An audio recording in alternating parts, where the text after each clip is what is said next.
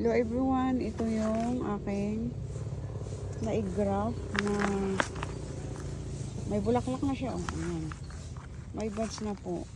Ito si OCP Yolania. So, na-graph ko siya pero lumaki na siya. Hindi ko pa tinatanggal yung kanyang plastic. So, tanggalin na natin guys.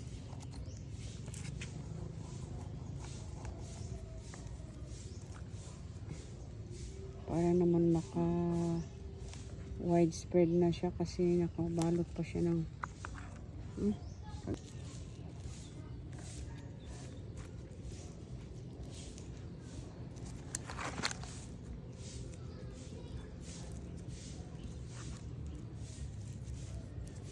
kasi dapat to supposed to be pag ma-sprout na po siya pwede nang alisin yung plastic. Huwag na lang pong antayin na ganito kalaki lumusot na siya sa sa kaalisin. Ayan, ganyan guys. So, ayan. Meron na siyang ayan.